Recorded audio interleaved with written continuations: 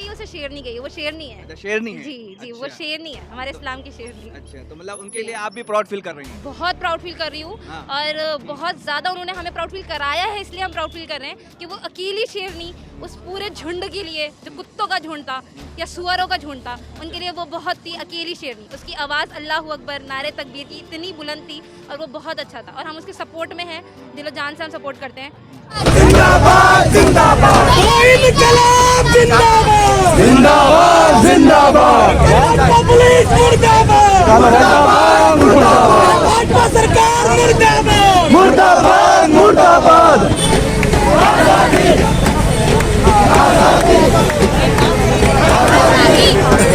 लड़कियाँ कितना ज़्यादा या कितना कम पहनती हैं, उनको दोनों से प्रॉब्लम है। ज़्यादा पहनने के लिए ऑपोजिशन करके या कम पहनने के लिए ऑपोजिशन करके जिस भी तरीके से वो ये इंश्योर कर पाएँ कि महिलाएं शिक्षा ना प्राप्त कर पाएँ, महिलाएं घर से बाहर ना निकल पाएँ, ताकि जिस तरीके का वो सिस्टम स्थापित करना चाहते हैं वो सिर्फ महिलाओं को एक बच्चे पैदा करने वाली मशीन की तरह देखते हैं। नमस्कार, आप देख रहे हैं द रणनीति। मैं हूं मोहम्मद अफजल आलम। हिजाब को लेकर किस तरीके से जंग छिड़ा हुआ है वो तस्वीरों में आपने देखा होगा। कर्नाटक में ये नौबत आ गई है कि 3 दिनों के लिए स्कूल, कॉलेज, यूनिवर्सिटी तमाम चीज़ों को बंद कर दिया गया है। एक वीडियो जो बड़ा ही शर्मनाक वीडियो था, आपने देखा होगा कि एक मुस्लिम लड़की हिजाब पहनकर आती है, उसके बाद किस तरह से जो भगवा गुंडे हैं, 100 से ज़्यादा भगवा गुंडे उनको हैकल करते हैं, उनको चिढ़ाते हैं और जो माजरा है वो आपने देखा होगा, बड़ा ही परेशान करने वाला विजुअल था। आज मैं पहुंचा हूं जामिया मिलिया इस्लामिया की उस इनकलाबी सरजमी पर जहां पर लड़कियां हिजाब को लेकर प्रदर्शन कर रही हैं। उनसे समझेंगे वो कैसे देखती हैं। एक तरफ कर्नाटक सरकार का कहना है कि हिजाब जो है हमारे रूल में नहीं आता है, यूनिफॉर्म ड्रेस पहन के यूनिफॉर्म में आना होगा। तो इन्हीं तमाम मुद्दों पर हम यहाँ पर जामिया की लड़कियों से समझेंगे कि वो कैसे देखती हैं। मैम, सबसे पहले आपका नाम? मेरा नाम वजीहा। आप क्या यहाँ पे जामिया में क्या पढ़ाई करती हैं? PG diploma mass media Urdu. आप मास मीडिया ही कर रही हैं। मैं समझना चाह रहा हूँ कि जो जिस तरह से हिजाब को लेकर एक नया मुद्दा बनाया गया है, ट्रेंड हो रहा है, आप कैसे देख रहे हैं इस पूरे मुद्दे को? ये मुद्दा बस पॉलिटिक्स है और कुछ नहीं है, बहुत गंदी पॉलिटिक्स है जिसमें एक स्टूडेंट्स को और वुमेन स्टूडेंट को नहीं छोड़ा जा रहा। जो एजुकेशन हासिल करना चाहती है उनके लिए इतना मुद्दा बनाया जा रहा है। उनका कुछ ना कुछ वो लोग चाहते हैं बस वो ना पढ़े, इसलिए किसी ना किसी रुकावट लानी है, इसलिए वो हिजाब को मुद्दा बना रहे हैं अब, जो कि बहुत बकवास है। बहुत आपने वो वीडियो देखा था कि किस तरह से एक लड़की आती है, उनको लड़की मत कहिए, उसे शेरनी कहिए, वो शेरनी है। अच्छा, शेरनी है। जी जी, वो शेरनी है, हमारे इस्लाम की शेरनी। अच्छा, तो मतलब उनके लिए आप भी प्राउड फील कर रही हैं? बहुत प्राउड फील कर रही हूँ और बहुत ज़्यादा उन्होंने हमें प्राउड फील कराया है, इसलिए हम प्राउड फील कर रहे हैं कि वो अकेली शेरनी उस पूरे झुंड के लिए, जो कुत्तों का झुंड था या सुअरों का झुंड था, उनके लिए वो बहुत ही अकेली शेरनी। उसकी आवाज़ अल्लाह अकबर, नारे तकबीर की इतनी बुलंद थी और वो बहुत अच्छा था और हम उसके सपोर्ट में हैं, दिलो जान से हम सपोर्ट करते हैं। और बस यही कहना चाहूँगी, बहुत निंदाजनक है, ये बहुत बुरी चीज़ है जो ये लोग आजकल कर रहे हैं। कुछ नहीं तो हिजाब को लेकर ही शुरू हो गए। अच्छा, जहाँ एक तरफ मोदी सरकार कहती है बेटी बचाओ बेटी पढ़ाओ का नारा देती है, वहीं दूसरी तरफ 3 तलाक मुस्लिम महिलाओं के लिए कानून लाया। ये मोदी सरकार ये कहती है कि मैं मुस्लिम महिलाओं को जो है मुख्य धारा से जोड़ना चाहता हूँ और मुस्लिम महिला आगे बढ़े, दिन रात सोचती रहती है, लेकिन फिर वही सरकार इस तरह से हरकत करती है। तो कैसा फील हो रहा है आप लोगों को? देखिए, एक तो ये नारा है, ये नारा मुझे कभी समझ नहीं आता। बेटी बचाओ किससे? बेटी बचाओगे तुम्ही से, तुमसे ही बचनी है बेटी। अच्छा। बेटी बचेगी तभी पढ़ेगी ना, तुम पढ़ने ही नहीं दे रहे हो। हमारी एजुकेशन पे, कभी हमारे हिजाब पे, हमारी हर चीज़ पे तुम लोगों ने हमला किया हुआ है। तो वही प्रॉब्लम है इस सरकार की कि ये मुसलमानों की खुली दुश्मन है।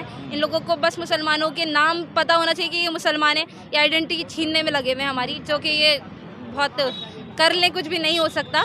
दूसरा ये कि मोदी जी कहते हैं 3 तलाक वगैरह, ये दूसरा मसला है, इसमें मैं अभी बोलना नहीं चाहूँगी। फिलहाल अभी यहाँ पे बात ये सरकार कभी खाने पे होता है, कभी पहनावे पे होता है, कभी 3 तलाक, तो कभी बच्चे कितना पैदा करना है, ये तमाम जो मुद्दे बार बार रह करके आते हैं। तो ये आप तलवा हैं जामिया की, आप भी मास मीडिया कर रही हैं, तो आप क्या मैसेज देना चाहेंगी?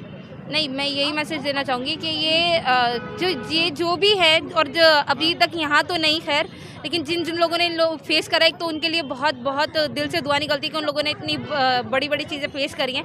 लेकिन डरने वाली बात नहीं है, एक तो आप लोग अपना दीन नहीं छोड़ेंगे किसी के भी कहने से, ये हमारा हक है और हम किसी के कहने पे नहीं रुकने वाले। हिजाब हमारा हक है और दूसरी बात, हमें हुक्म दिया गया, और जब हमें हुक्म दिया गया अल्लाह ताला की तरफ से, तो हम बिल्कुल इस चीज़ पर कोऑपरेट नहीं कर सकते। दूसरी बात यह है कि खाने को लेकर आपने बोला तो खाने का तो कुछ ऐसा नहीं है मसला, लेकिन अगर जो आता ना हलाल है, झटका है या फिर गाय वो भी खाना हमने है, छोड़ दिया, उनके कहने से काफ़ी हद तक हमने छोड़ दिया, क्योंकि हम नहीं चाहते। एक मुसलमान ही है मुझे लगता है जिस देश में सबसे ज़्यादा अमन चाहता है, जिसको सबसे ज़्यादा गलत दिखाया जाता है सबसे ज़्यादा अमन चाहता है। हम लोगों से ये लोग कहते हैं ये छोड़ दो, हम लोग कॉम्प्रोमाइज़ कर लेते हैं, लेकिन हमारी दो मस्जिद पे बात आएगी हम नहीं रुकेंगे, हमारी आइडेंटिटी पे बात आएगी हम नहीं रुकेंगे। अच्छा, एक सवाल ये भी है कि बार बार जिस तरीके से प्रहार किया था और ये कहा जा रहा है कि नकाब ये सब जो है पुरानी चीज़ें हैं, हिंदू महिलाओं ने भी तो सती प्रथा को ख़त्म किया, वो भी घूंघट को ख़त्म करके आई, बिंदी, मतलब वो पढ़ने लिखने के लिए क्या दिक्कत है आपको? हिजाब छोड़िए, आपको पढ़िए सब, मतलब वो बात ये हमें मुस्लिम का हिजाब और वो जो नॉन मुस्लिम्स का था, वो जो सती प्रथा थी, वो बहुत अलग चीज़ है। उन पे जुल्म होता था बाकायदा, कि वो कहीं बाहर जा ही नहीं सकते हैं, घर से निकल नहीं सकते हैं। हमें हमारे माँ बाप आज़ादी के साथ भेजते हैं, यूनिवर्सिटी में भेज रहे हैं पढ़ने, ये छोटी बात नहीं है। लोग कहाँ कहाँ से जामिया यूनिवर्सिटी में पढ़ने आते हैं, बिहार से, यूपी से, हर दुनिया देश के कोने कोने से। तो इसमें बिल्कुल ऐसा नहीं है, हम लोग अपनी मर्जी से और अपनी खुशी से पहनते हैं, हमें इसमें सेफ फील होता कह है। रहे कि मतलब जबरदस्ती पहनाया जाता है छोटे छोटे बच्चियों को, क्या जरूरत है ये तो उनका कहना है ना, हाँ। ये उनका कहना है, जिनको हिजाब की पता ही नहीं है, जिनको नॉलेज ही नहीं है, जिनको पता ही नहीं है इसके फायदे क्या हैं, वो लोग कह रहे हैं ना ये बात। हमसे पूछे, हमें पता ही कितना फ़ायदा है हमारे लिए हिजाब में रहना, और हमें कितना अच्छा फील होता है इसमें। हम हर काम करते हैं आजकल। आज की लड़की, मुसलमान लड़की हिजाब में डॉक्टर भी है, इंजीनियर भी है, हर काम कर रही है, टीचिंग लाइन में है। तो ऐसा कुछ नहीं है जो लड़की नहीं कर सकती और हिजाब में रह के नहीं कर सकती।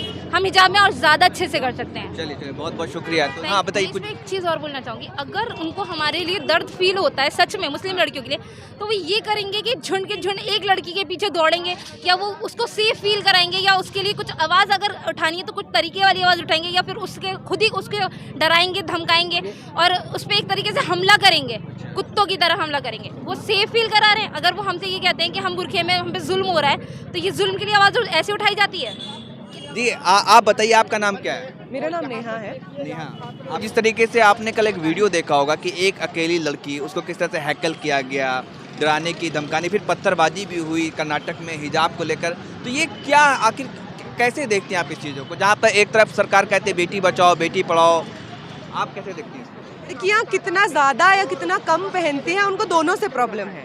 ज़्यादा पहनने के लिए ऑपोजिशन करके या कम पहनने के लिए ऑपोजिशन करके जिस भी तरीके से वो ये इंश्योर कर पाएँ कि महिलाएं शिक्षा ना प्राप्त कर पाएँ, महिलाएं घर से बाहर ना निकल पाएँ, ताकि जिस तरीके का वो सिस्टम स्थापित करना चाहते हैं, वो सिर्फ महिलाओं को एक बच्चे पैदा करने वाली मशीन की तरह देखते हैं। महिला के पास जब शिक्षा आ जाती है, वो अपनी आवाज़ खुद उठाना सीख लेती है, तो इनके लिए बहुत दिक्कत है, क्योंकि फिर वो एक मशीन नहीं रह जाती है, वो अपने हक के लिए भी बोलती है, इनके खिलाफ भी बोलती है। इसलिए महिला कितना ज़्यादा है कितना कम पहनेगी, उसके बेसिस पे उनको घर में बंद कर दो, ताकि वो कॉलेज यूनिवर्सिटी ना पहुंच पाए, ताकि वो उनके कंट्रोल में रहे, और उनका जो anti caste, anti Muslim narrative, anti Dalit narrative वो फैलाना चाहते हैं, वो आसानी से फैला सके। यही उनका